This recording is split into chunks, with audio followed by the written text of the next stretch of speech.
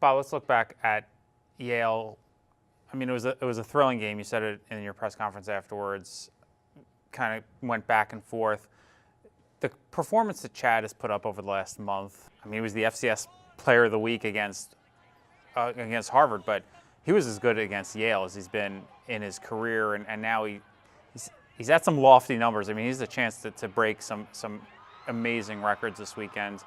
Let's just kind of go over him one more time. I mean, what has he done this year that has gone from? I mean, he was all Ivy last year, but he's having something outrageous this year. Yeah, I mean, the game slowed down for him. When we see zone defenses, and we've seen some great ones, we're going to see one this week, a team that plays a lot of zone, he's been extremely efficient with the ball. And you see these high completion percentages, and we matriculate the ball down the field. Against the higher risk man-to-man teams, he's not going to complete as high a percentage. We shouldn't have dropped as many as we did, but he's still completing at a high rate, but we're hitting big plays. And Yale gave up 32 points in the 4 games preceding us, and we had 31, and we stopped ourselves a few times with some misplays. He broke one record on the same play that Jesper Horsted broke, the single season touchdown receiving record. Again, we saw last month of the 2016 season the kind of player he could be. But could you have even imagined this kind of year from Horsted? Yeah, I mean, just when you go through recruiting guys and you have a guy that is that big, that athletic, somebody who is really coming on. He misses the spring. He is a tremendous baseball player. He's a tremendous student. He spends the summer in Nicaragua. I mean, he's somebody who really, he gets it. He catches the ball extraordinarily well. He has body control. He has balance. We got a guy throwing to him who puts it right on the money the majority of the time. So that's the recipe, for a tremendous season. And I mean, as you mentioned to me, he broke a record, but there's a guy right behind him who could break it next week. And those two guys, and with Tiger, have really given us a really good punch in there. We've talked a lot about the defense and some of the young players, some of the injuries you had, and I think somebody who's gotten a little bit lost in the mix, and I want to talk about him because he's a big player this year, and it'll be a big piece next year, has been the performance of Ben Ellis. His first year as a starting safety, and in that defensive backfield that's so young, not only did he have to kind of learn on the fly, but he also had to be a leader for you. So how has he grown this season, and how good do you feel knowing you have somebody like that to lead the back end next year? Well, I said after the game how proud I was of the guys. And no play exemplifies that more than, for whatever reason, the Ivy League tweets out something on a great run by the running back who's, averaging 10 yards a carry. Somehow we hold him to like less than half of that. Ben runs 50 yards across the field, tackles him at the 1, and he fumbles, and it goes out of the end zone. And, that's not a well-deserved. I don't know how the Ivy League can put that in there. I mean, be a Tiger. A is accountable. We don't have replay. Let's not use words like progress. Let's get things done because it continues to bother us. But that's Ben. Ben runs 50 yards across the field, knocks the ball out, right? And the ball goes, I mean, that's just a tremendous play against a running back who is as dynamic a guy that in my 8 years here that we've seen. And he just doesn't give up. He just continues to fight. He's playing much better in his coverage responsibilities. He really, since week 3, he's not making mistakes. He communicates extremely well.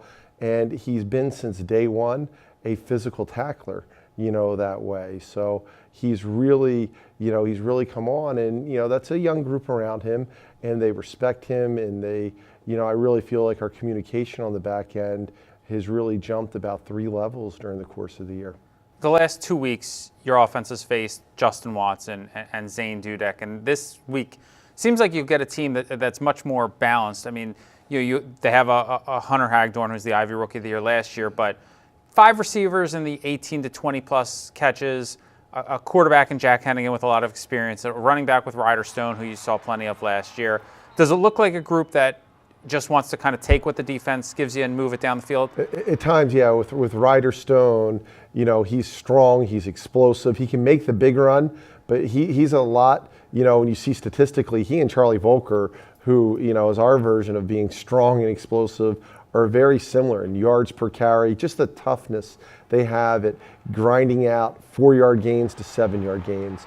And he does that for them offensively. And Hagdorn is, they have the same weapons that they had last year when they want to spread you out and throw it. They're very successful doing that. But Hagdorn seems to come up with 2 to 3 huge long plays every game, and it's consistent. It's one week after another. He's making a big play, putting them, it's either a touchdown or putting them in position to score a touchdown, and they're very dynamic that way.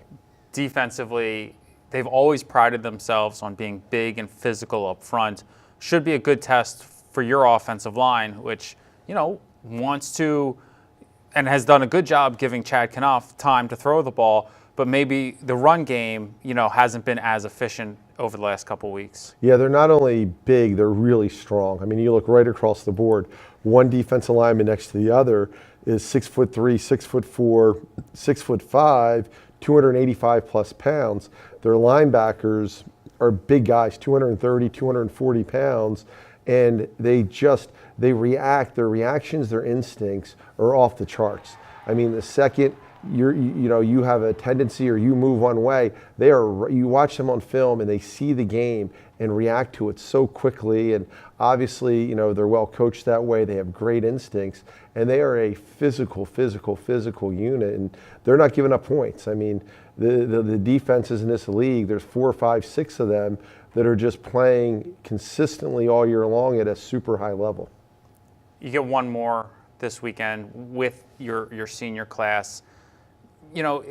They've faced some tough challenges over the last 3 weeks, kind of close losses in a time where they were in the title race, and yet the way they've bounced back from each game, I think, has been really impressive and a testament to not only them, but how much their younger teammates want to play for them. And I can get the sense that this weekend especially, they want to give those senior class one more good, fun bus ride home.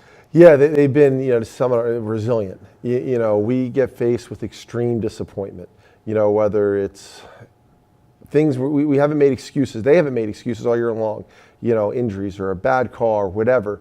They just come out, and on Tuesday, we are so excited to go to practice. Yeah. And as a coach, and I know our coaching staff would second this, it's so enjoyable to work with a group that does this. And there's things out of our control. We can't control them. But the things we can control and doing the process right, these guys are a 10 out of a 10. And it's going to pay off for them. The most important thing is who they become as people down the road. It's going to pay off for them down the road. And, these are the future leaders that, we're all going to be looking up to.